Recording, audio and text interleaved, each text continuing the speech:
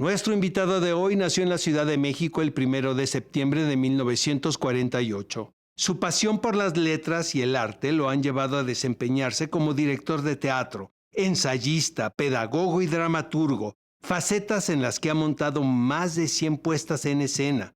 Ha escrito 14 obras teatrales y ha publicado diversos textos y ensayos de teoría teatral, como El espectáculo invisible y Hacer teatro hoy, entre otros. Auténtico pilar de las artes teatrales en México. Hoy en TAP tenemos el placer y el privilegio de platicar con el maestro Luis de Tavira. Este es un capítulo muy especial porque se encuentra con nosotros una de las figuras más importantes en la historia del teatro de este país y de Latinoamérica de habla hispana. El maestro Luis de Tavira, es un placer platicar con usted, maestro, y nos honra su presencia en este programa. Muchas gracias, Oscar. El honrado soy yo por tu invitación. Dijo Bertolt Brecht, el regalo más grande que le puedes dar a los demás es el ejemplo de tu propia vida. Depende de qué ejemplo. Exacto. El ejemplo de una vida feliz, generosa, fecunda, esperanzada, ese sería para mí el mayor don. El teatro es para hacernos personas mejores personas y personas más felices, o así debería de ser, ¿no cree, maestro? Así debería de ser, uno no lo entiende al principio, pero con el tiempo es una lección que el teatro nos da. Exacto. Yo al principio pensaba, como director, yo necesito buenas actrices, buenos actores, y me preocupaba menos de si se trataba de también buenas personas. Ahora me preocupa más que sea que el equipo de trabajo, que los que trabajamos, que yo mismo, sea mejor persona. Exacto. Porque si soy mejor persona y el teatro me hace mejor persona, quiere decir que hay calidad artística. Sí, porque siempre ha habido como esta pugna, ¿no, maestro? De decir, bueno, puedo trabajar con estas personas que probablemente no sean tan buenas personas o sean un tanto conflictivos o algo, o trabajar con este grupo que a lo mejor no es tan talentoso. Pero luego también el talento es tan relativo, maestro. Exactamente, el problema es el concepto de talento. Exacto. ¿Qué es el talento? Y ahí hay muchas quimeras, ¿no? Sí, tanto que se decía, bueno, no, esta persona pues es un canalla, pero tiene mucho talento. Y también que es un canalla, exacto. Y que también que es un canalla. Hay un conflicto, una tensión permanente en la vida del teatro entre lo que llamamos la dimensión ética y la dimensión estética, que se han incluso querido plantear y vivir como en una tensión opuesta. Y yo creo que son respectivos, que si hay ética habrá estética y si hay estética habrá ética. Sabemos poco de su infancia, maestro. ¿Cuáles son los recuerdos que tiene inmediatos al rememorar esta etapa en su vida? Te cuento un poco. Mi papá era un hombre exiliado de la Guerra Civil Española, un hombre muy particular, muy severo, muy culto, que estaba convencido de que la televisión no estaba bien para nosotros. Estaba empezando la televisión en los años 50, que es cuando yo fui niño. Y entonces prohibió la entrada de la televisión a la casa. No había manera. Alguna vez un cliente, como regalo, le hizo el regalo de una televisión y la sacó ejemplarmente a la calle. Dijo, aquí no entra. Y entonces nosotros nos enojamos mucho con él, porque en la escuela todo el mundo hablaba empezaba los programas de televisión, en fin, ese era el tema de las conversaciones. Y nosotros pues no podíamos entrar a ese mundo.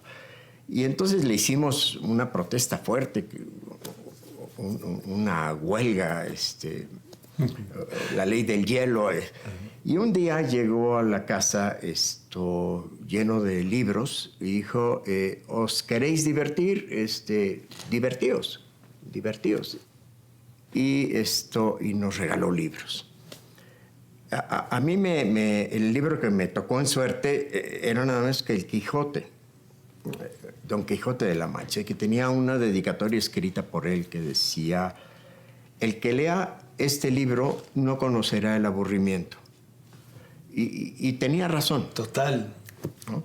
Ahora, había que aprender a leer. No es simplemente leer, hay que ganarse el... Bueno, eso por un lado. Por el otro lado, como no había televisión, entonces él decía, pero hay cine.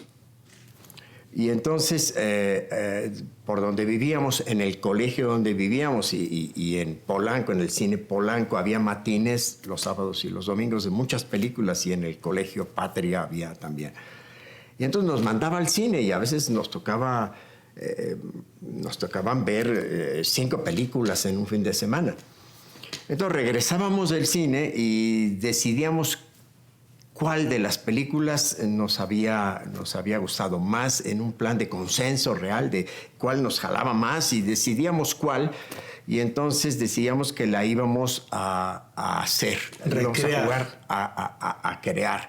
Y entonces nos juntábamos y con la imaginación empezábamos a hacer la película, nos repartíamos los personajes, todos, y íbamos interviniendo e íbamos reconstruyendo la película según nos íbamos acordando, pero como decíamos nosotros, pero bien, ¿no? Es decir, hazlo, pero bien, métete, sí, hasta que nos metíamos, ¿no? Y era divertidísimo. Ahí empezamos a hacer teatro, si lo veo desde ahora. A eso voy, maestro. Fíjese, sabemos que la actuación comienza siempre siendo un juego. Let's play. It's a play. Usted jugaba al teatro. Y en grupo, yo añadiría. En grupo. Y en grupo. No hay teatro sin grupo. Es un juego colectivo, es un juego común, es un arte colectivo. Nadie hace teatro solo. A muchos creadores el arte les viene en la sangre. Otros son la excepción, maestro. Podemos decir que son las típicas ovejas negras en la familia. ¿Cuál fue su caso? Yo quería ser jesuita. Yo quería ser cura. Yo estaba muy inspirado por los jesuitas que nos daban clases. Yo quería ser como ellos. Claro, ellos también enseñaban teatro. Uh-huh. Y muy buenos. Pero mi proyecto en la vida no era el teatro. Yo quería ser jesuita. Y mi hermano Juan Pablo, en cambio, él quería ser actor.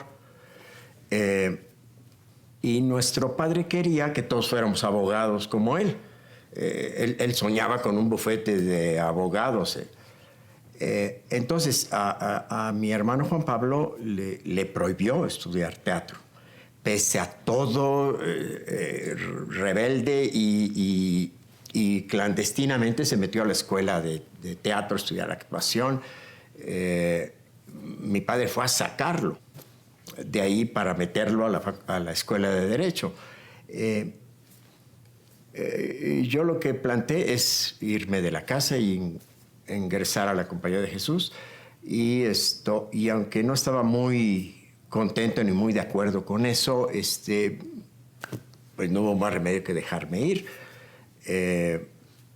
Y entonces yo ingresé a la Compañía de Jesús, y es ahí donde me topé con el teatro. ¿Cómo rememora usted esa etapa ahora, maestro?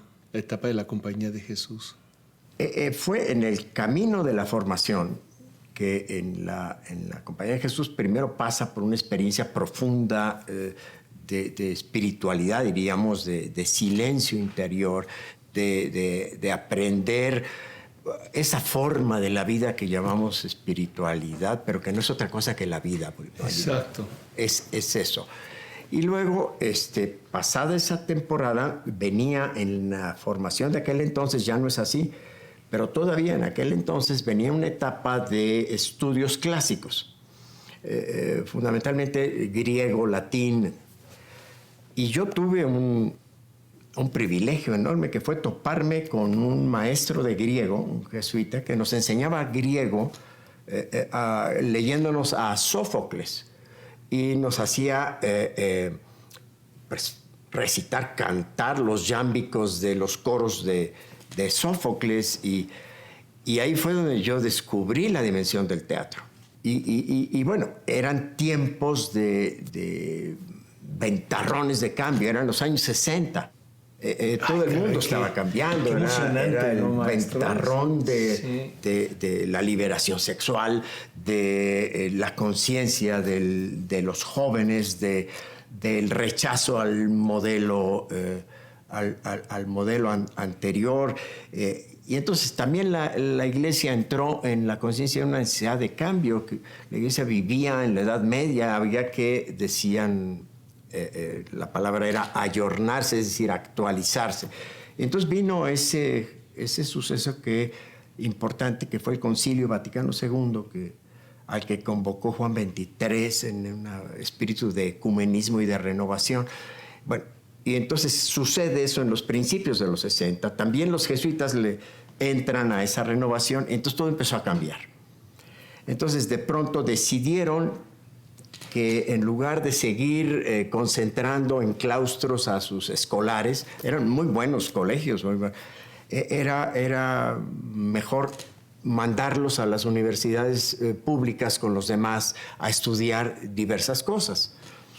Algunos los mandaron a estudiar arquitectura. Pero qué buen sistema, ¿no, maestro? Si lo ve ahorita, ¿no? Qué buena estrategia académica esa. De entrada era un movimiento audaz. A mí lo que más me sorprendió fue que me mandaran a estudiar teatro. Es decir, yo no lo pedí.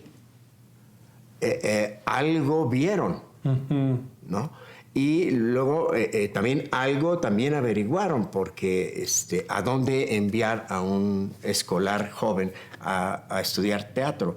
Y entonces me mandaron a la Facultad de Filosofía y Letras, a la UNAM. ¿No? Y esto corría el año de 1968. Entonces imagínate, yo salgo de una larga experiencia de varios años en una comunidad enclaustrada, y me mandan a la universidad, a Ciudad Universitaria, y antes de que pudiéramos entrar los de primer ingreso, entraron los tanques. Y no hubo primer ingreso, lo que hubo fueron marchas, mítines y masacres. Eso supuso para mí un bautizo de realidad, ¿no? Amigos, ese es el taller de actores profesionales. Nuestro invitado es el maestro Luis de Tavira. Continuamos.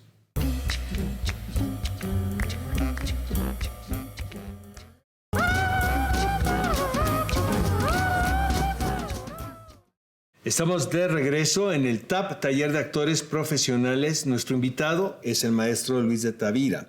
Maestro, pues usted ha sido tutor de actores, directores, escenógrafos, dramaturgos, cineastas, directa o indirectamente. ¿Qué significa para usted la docencia teatral y por qué seguir haciéndola, maestro? Bueno, yo creo que el gran privilegio de mi vida ha sido pasarme la mayor parte de mi vida, literalmente, los días y las horas de los días, contemplando lo que hacen las actrices y los actores. Por eso, ¿qué ha sido mi vida?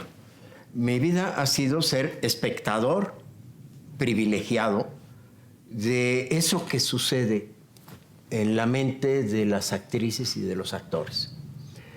Tanto como director, como pedagogo de la actuación, eso ha sido mi vida. Y ha sido un goce maravilloso que me ha hecho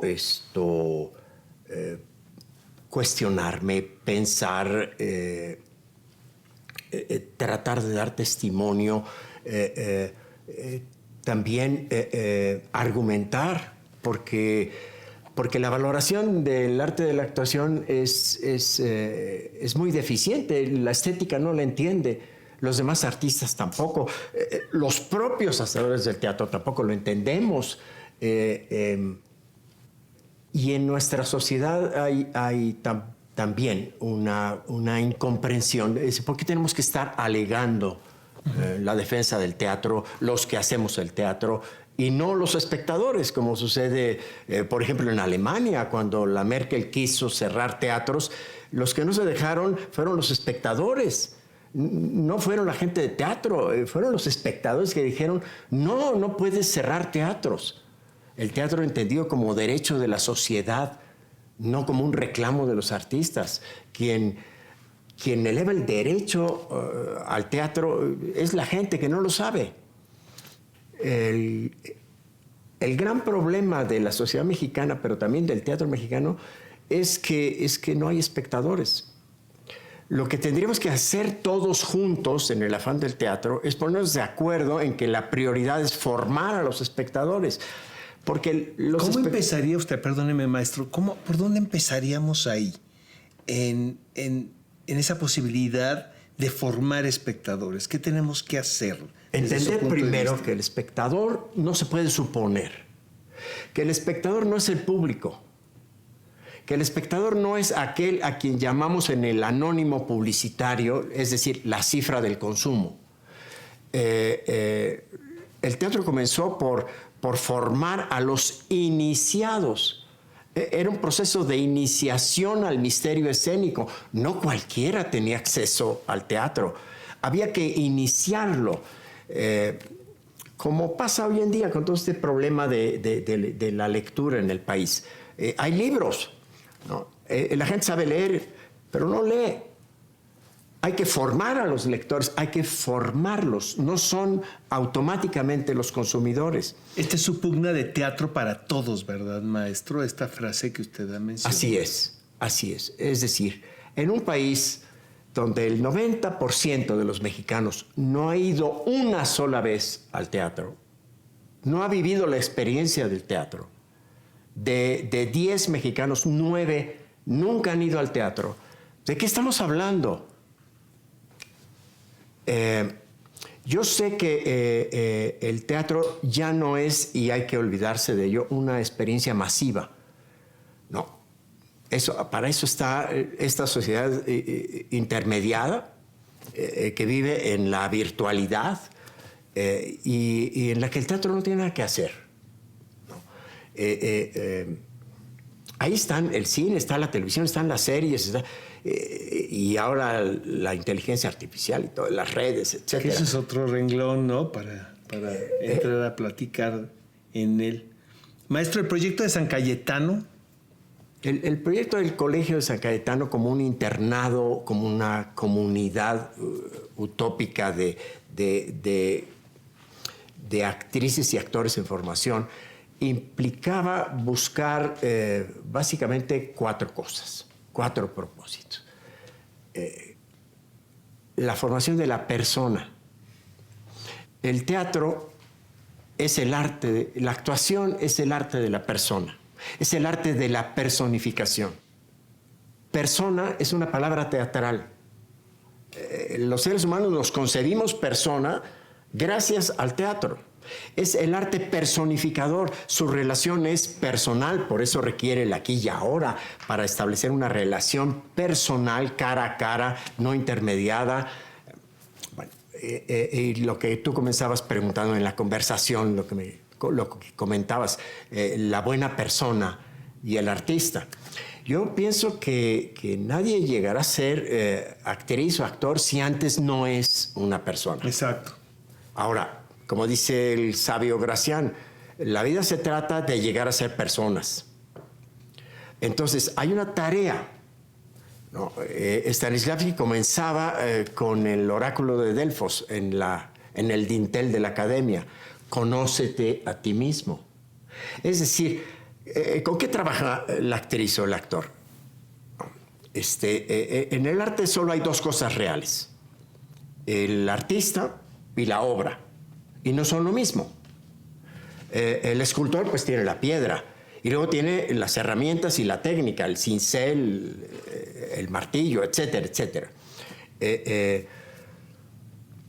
El poeta, las palabras, y luego pues está el poema y está el poeta, está la escultura y está el escultor, y etcétera, o el compositor y la sonata.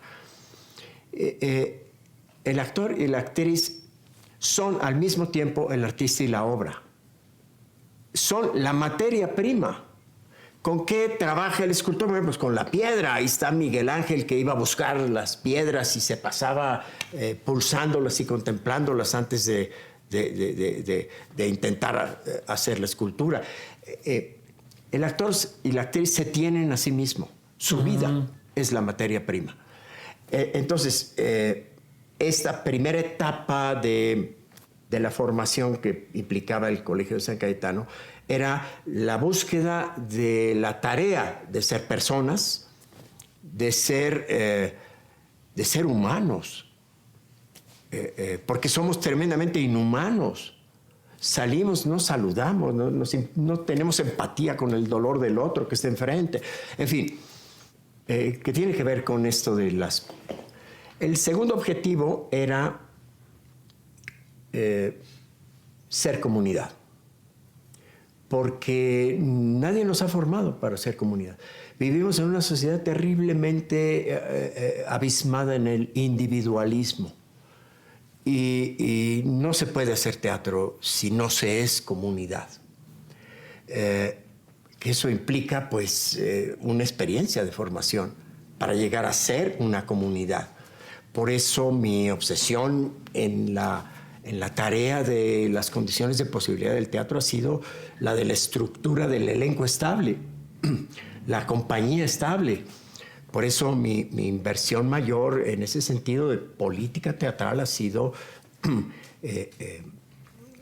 ganar la posibilidad de que una compañía nacional de teatro sea realmente lo que dicen las palabras. Una compañía nacional de teatro. Con un lenguaje propio, capaz de articular un discurso, no de producir obras. Y eso se llama repertorio, y eso es lo que forma al espectador. El espectador se forma en el repertorio, no se forma en el consumo de un espectáculo.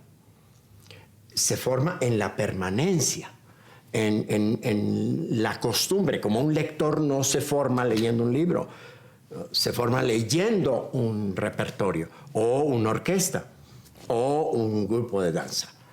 En fin, esto no es posible si no hay elencos estables. Es decir, ¿qué hacemos? Trabajos de amor perdido. Hacemos obra tras obra para dar cada vez menos funciones. ¿Y qué queda? El teatro es efímero. No queda. Y no puede quedar nada porque los que hicimos la obra nos despedimos en la última función y a ver cuándo nos volvemos a ver. ¿Cómo vamos a construir un lenguaje común? ¿Cómo vamos a construir la experiencia conjunta y crecer? No se puede crecer si no es con los demás. En fin. Esto es el sentido de comunidad, que era el segundo. El tercero es el compromiso social. No puede haber una actriz o un actor que no tengan un compromiso con la sociedad. Tiene que haber un compromiso social, ¿verdad, maestro? Tiene que haber conciencia y compromiso social. Claro. ¿Para quién estamos trabajando? Exacto. No, ¿a quién te diriges? Es decir, yo siempre me planteo eso. Vamos a hacer esta obra, ¿okay? ¿Para quién? Si no tenemos claro para quién, es decir, que para el anónimo de la sociedad anónima en la que vivimos, eso supone una conciencia social. El teatro es para la sociedad. El teatro cambia a la sociedad. Cuando se ha discutido si el teatro cambia la realidad, se discute lo que está demostrado históricamente. El mundo y la sociedad humana no sería la que es si no hubiera habido teatro. La palabra democracia apareció en el teatro. El primero en formularla fue Esquilo. Y la sociedad ateniense lo entendió y entonces llevó a cabo la utopía que había planteado el teatro. Es posible superar el ciclo de la venganza. Es posible que creemos un consenso. Todo eso es el teatro, el concepto de persona, el concepto de democracia, en fin. Nos falta el 4. El 4 es un arte. La actuación es un arte. Y un arte plantea los máximos. Porque hay un mercado laboral. El mercado laboral exige los mínimos. y estar a la altura de los mínimos que pide la televisión, el cine o las series, no hace falta una escuela. No hace falta, no vale la pena partirse, entrenarse para los mínimos del mercado laboral que desprecian el oficio de los actores y las actrices. El teatro, en cambio, entiende que la actuación es un arte.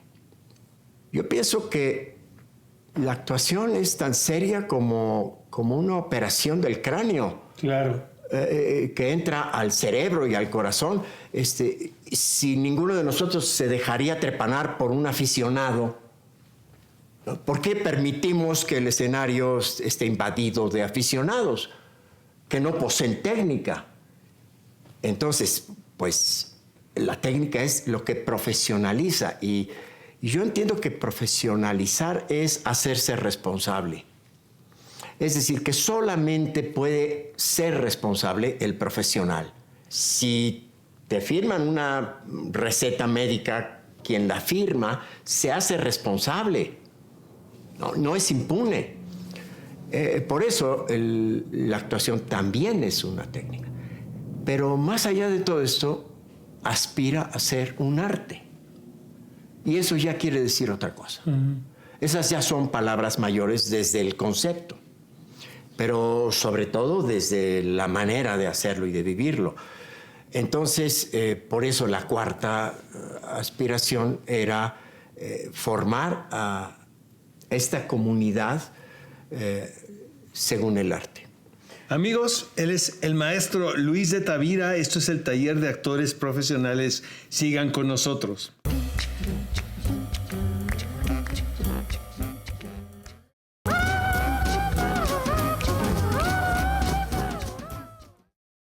Estamos de regreso en el TAP, Taller de Actores Profesionales. Nuestro invitado es el maestro Luis de Tavira.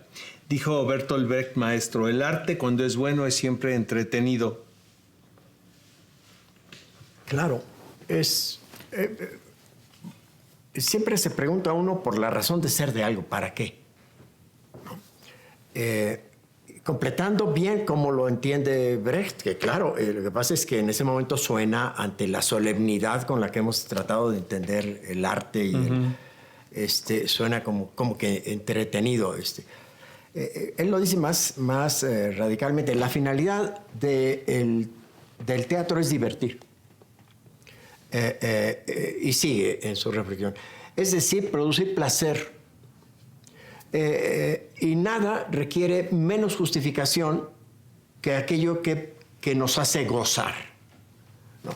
Porque Brecht, como nosotros después, pertenecemos a una época que se ha permitido cuestionar al arte, pedirle que se legitime, como si eso fuera necesario, como si eso no hubiera estado en la base de lo que somos, ¿no? Pero no, hay que estar todo el tiempo tratando de legitimar la acción del arte. Exacto. Entonces, va más allá. Y evidentemente, ¿qué procuraría el arte y concretamente el teatro? Aquello que nos produce el más alto placer, el mayor goce posible. Y hay muchas cosas que producen placer y gozo. ¿Cuál es el mayor gozo para el ser humano? Y coincide con Aristóteles cuando dice el acto de conocer. No hay mayor placer que descubrir, que nos cae el 20, que ya entendimos, que ya sabemos, porque hemos venido a buscar un sentido. Y el acto de conocimiento es lo más placentero que puede haber. Por eso, de eso se trata el teatro, de una aventura para producir el gozo del descubrimiento. Yo digo que hay tres tipos de teatro, buenos, muy buenos. Uno es aquel que es capaz de mostrarnos lo que sucede en la realidad. Entonces el espectador ve en el escenario lo que le sucede, ¿no? Lo que está pasando. Y ese es un buen teatro. Hay uno mejor. Un teatro que además de mostrarnos lo que sucede, también nos hace pensar en por qué. ¿Por qué sucede esto? ¿Cuál es la causa de que sucede esto? ¿Cuál es la causa del sufrimiento de la mayoría? Ese teatro es mejor. Pero hay uno aún mejor, Oscar. Un teatro que además de mostrarnos lo que sucede, además de mostrarnos y hacernos pensar en las causas de eso que sucede, también nos muestra que eso que sucede puede cambiar. Es decir, nos recupera la esperanza. El teatro es un arte que puede producirnos la gozosa experiencia de la esperanza. Esperanzador, ¿no? Ay, caray. Siempre le quiero preguntar esto, maestro. ¿Dónde cree usted que encuentra el actor la verdad del personaje? ¿Sobre el escenario o en el trabajo previo de mesa? En los oídos del espectador. Pero aquí hay un problema que pasaría, que implicaría discutirlo antes, que es eso de la verdad. Porque solemos confundir verdad con realidad y no son lo mismo. La realidad no es falsa ni verdadera. La realidad es o no. Y la verdad es lo que la realidad significa para alguien. Es significado. Claro, el teatro construye una verdad sobre la realidad. Por eso hacemos teatro. Y yo creo que al teatro le ha sido reservada una verdad exclusiva al teatro. Si la verdad que perseguimos en el teatro y en la actuación es la misma verdad que persigue la ciencia, sobra el teatro. Si la verdad que perseguimos al montar un espectáculo es la verdad que persigue el periodismo, es denigrar al teatro. ¿Para qué? Hay algo que el ser humano no descubre, que la persona no descubre si no experimenta el teatro. Hay algo reservado al teatro. Aristóteles le llamaba anagnórisis. Yo lo traduzco como la caída de 20, la revelación, la apertura de la conciencia.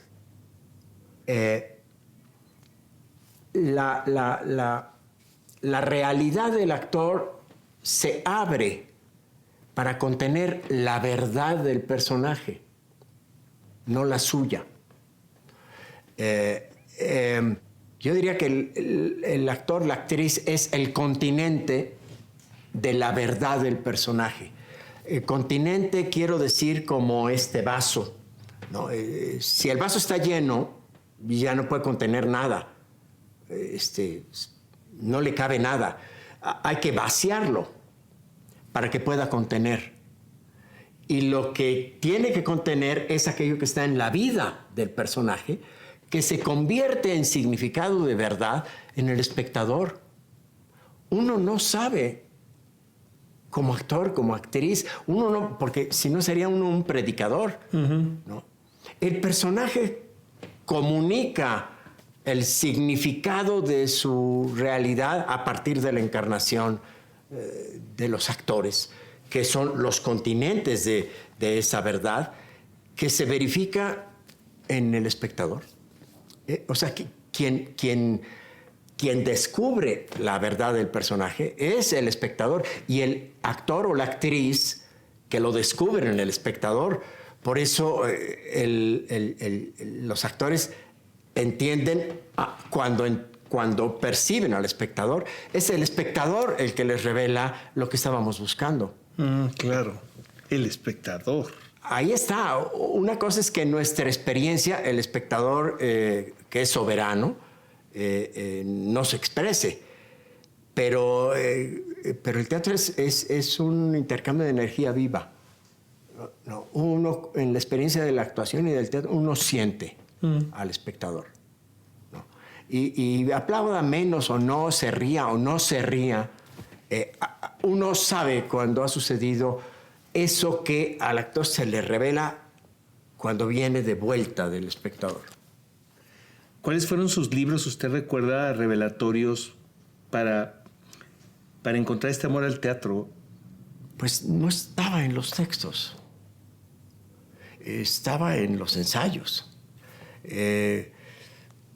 Ya te conté un poco cómo era mi infancia. De pronto leíamos en la casa, entre todos nos repartíamos la lectura de Shakespeare o de Lope, que leíamos juntos, pero es muy difícil leer teatro.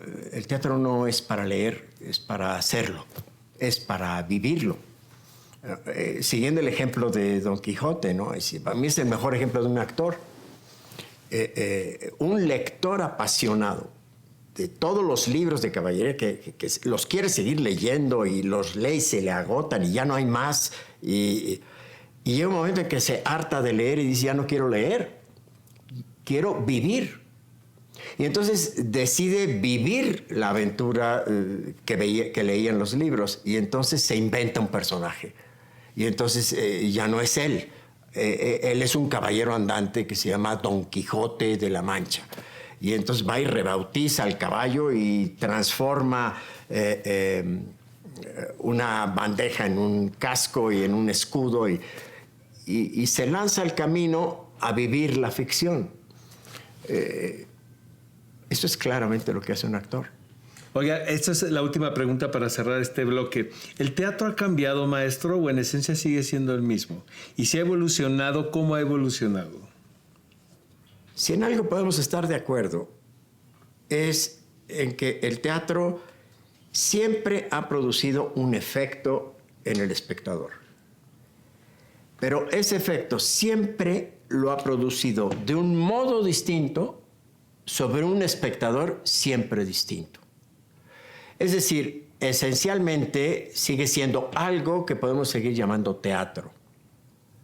Pero en la actualidad misma, del presente mismo, es completamente distinto al del inmediato pasado, no digamos ya al del remoto pasado. Y siempre está retado a preguntarse cómo se hace hoy. Pero vamos, no solamente en un montaje, en la función. ¿Cómo se hace la función de hoy? Claro. La función de ayer ya no existe. La de mañana todavía no es, solo hay la función de hoy. La función de hoy es la función más importante de mi vida, por la irrebatible razón de que es la de hoy. Y el espectador es el de hoy. Y en él es en quien sucede. Entonces, si la función de hoy es repetir la función de ayer o de antier, ¿no? Aun con las mejores intenciones, repetir lo mejor, que vuelva a suceder, no va a suceder. Eso no va a suceder. Eso es lo que obsesionaba Stanislavski. Stanislavski se puede reducir a dos obsesiones. ¿Qué son cuáles, maestro? La mecanización y el cliché. ¿Por qué? Porque él concibe la actuación como el arte de la vida. Él cuando le piden que defina qué cosa es actuar, él dice vivir la parte, ¿no? Si parte se entiende como en el caso de los músicos, la partitura, la particella que le daban. Lo importante es vivirla, ¿no? Entonces, ¿cuál es la muerte del escenario? La robotización, la mecanización, es decir, esta repetición mecánica. Si la actuación se vuelve mecánica, ya no es viva, ya no es vida lo que transmite, no está vivo, ¿no? Y cuando se pierde significación, no, pues se vuelve un cliché. Es hueco. Entonces, escuchamos esos parlamentos opacos, huecos, esas acciones acartonadas, mecanizadas. Se ha ausentado la vida.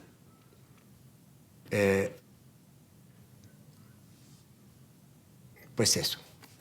Amigos, no se muevan. Cuando regresemos vamos a concluir esta charla con el maestro Luis de Tavira aquí en el TAP, Taller de Actores Profesionales. Continuamos.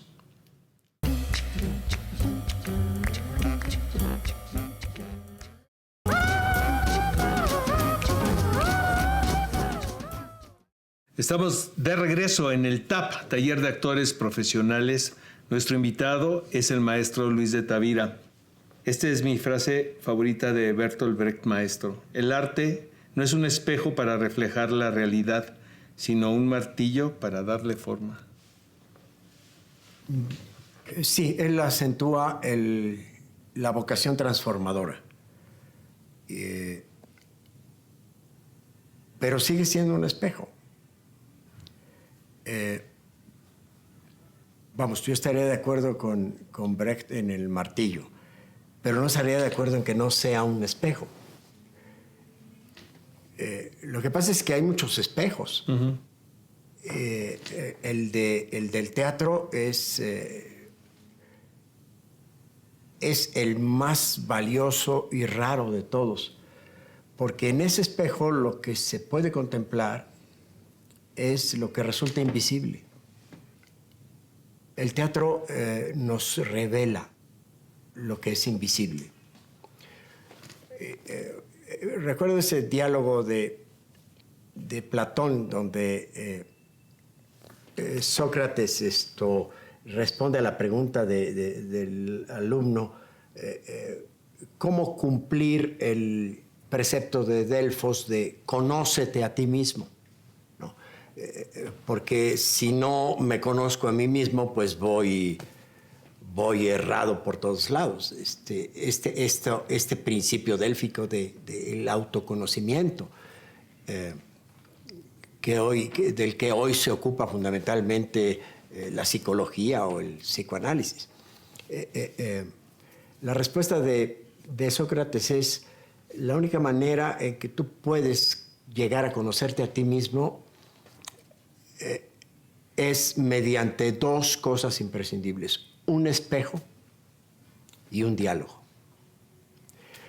Pues claro, sin un espejo uno no puede contemplarse y sin un diálogo no puede interpretarse. Esas dos cosas son el teatro. Ahora, ¿para qué? ¿Qué miramos ahí? El teatro hace presente la realidad que se ha ausentado de la conciencia. ¿Para qué? Para transformarla a martillazos o como sea, ¿no? Ahí hay un Brecht profundamente comprometido con su marxismo y su convicción marxista. Porque es Marx el que dijo: yo no quiero conocer la realidad, yo quiero transformarla. Pues sí, uno estaría de acuerdo, pero también uno estaría de acuerdo en todos los errores que devienen de solo transformarla sin conocerla. Exacto. Creemos que la tradición teatral de un país, maestro, es el reflejo de su identidad. Luego, entonces, ¿cuál es la identidad actual de México desde la perspectiva de su teatro? Recuerdo ese diálogo de la gran pregunta central de la cultura mexicana del siglo XX, después de la Revolución, que decía Gómez Morín: y entonces nos dimos cuenta de que somos mexicanos. Entonces, ¿qué es ser mexicano? Y entonces Samuel Ramos escribe El perfil del hombre y dice: el mexicano es una esencia. Hay una esencia del mexicano y hay que discernirla. A lo que años después Octavio Paz le contesta diciendo: no, México no es una esencia, es una historia. Y es una historia de negaciones. A lo que tercia Usigli, el hombre de teatro, y dice: no, ni esencia ni historia, ficción. México es una ficción. México no existirá hasta que no aparezca en la alta dimensión del teatro. Porque claro, es el teatro el que ha creado las identidades nacionales. Bastaría pensar en Shakespeare, en Molière, en Schiller. Y entonces viene este primer propósito, de ese primer momento posterior a Usigli, que es el intento del realismo nacional, es decir, pero que no deja de ser nacionalismo, y entonces que México se trate de... el teatro se trate de lo que pasa en México. Yo creo que tiene razón Usigli cuando dice México no existirá hasta que no aparezca en la alta dimensión del teatro. Yo creo que aún no aparece. Es decir, que no existe, que quiere existir, que esa es la tarea de hacer teatro. Producir los personajes de la catarsis nacional. Ese todos de que hablaba Lope de Vega, ¿no? Yo quiero hacer teatro para todos, es decir, para los labradores, para la corte, para los monjes, para los mercaderes, para los artesanos, para todos. Ese todo social es la nación. Y vaya que lo consiguió. Creo que esa es la tarea. Maestro, ¿qué le provoca ver a sus hijos en escena?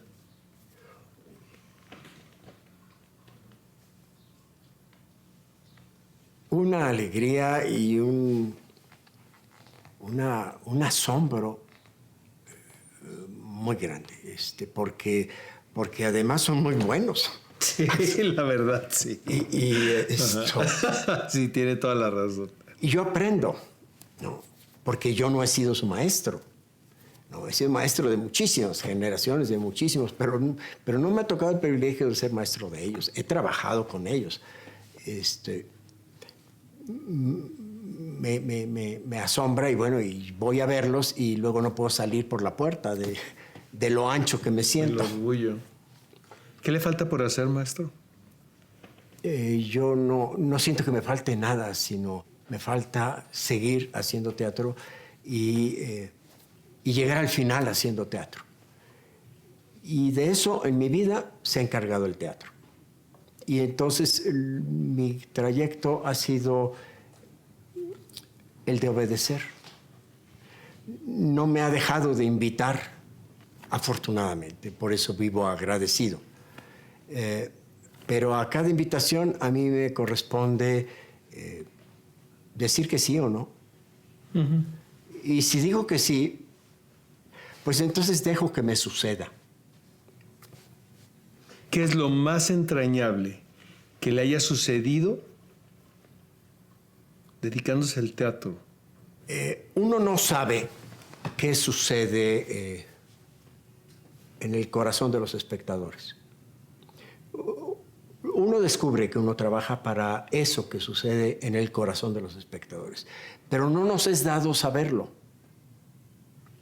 salvo raras ocasiones en las que a veces uno descubre que el teatro que uno hace cambia la vida de alguien. Uh-huh. Me ha pasado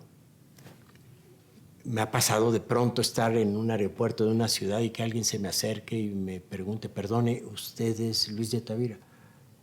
Sí, digo, ¿usted dirigió este espectáculo?